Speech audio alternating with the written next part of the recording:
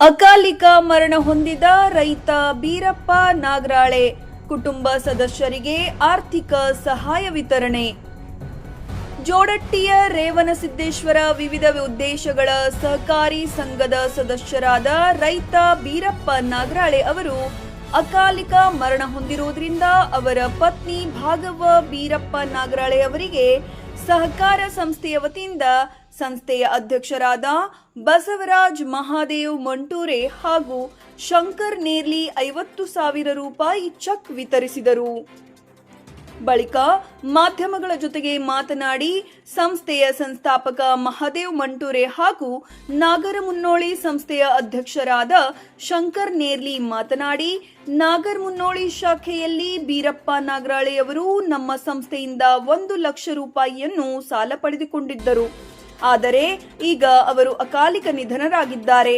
ಈ ಹಿನ್ನೆಲೆಯಲ್ಲಿ ಅವರಿಗೆ ನಮ್ಮ ಸಂಸ್ಥೆಯಿಂದ ಅವರ ಕುಟುಂಬಕ್ಕೆ ಸಹಾಯಾರ್ಥವಾಗಿ 50,000 ರೂಪಾಯಿ ಸಹಾಯಧನ ನೀಡುತ್ತಿದ್ದೇವೆ ಎಂದರು.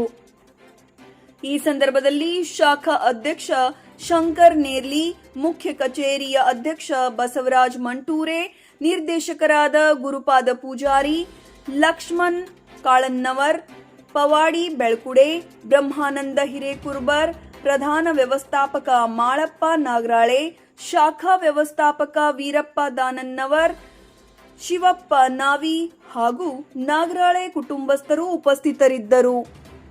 ಎಲ್ಲರಿಗೂ ನಮಸ್ಕಾರಗಳನ್ನು ತಿಳಿಸುತ್ತಾ ಶ್ರೀ ಜಗದ್ಗುರು ರೇವಣಸಿದ್ದೇಶ್ವರ ವಿವಿಧ ಉದ್ದೇಶಗಳ ಸಹಕಾರಿ ಸಂಘ ನಿಯಮಿತ ಜೋಡಟ್ಟಿ ಶಾಖೆ ನಾಗರಮುನ್ನೋಳಿಯಲ್ಲಿ ಬೀರಪ್ಪ ನಾಗರಾಳೆಯವರು ನಮ್ಮ ಸಂಸ್ಥೆಯಿಂದ 1 ಲಕ್ಷ ರೂಪಾಯಿ ಸಾಲವನ್ನು ಪಡೆದಿದ್ದರು.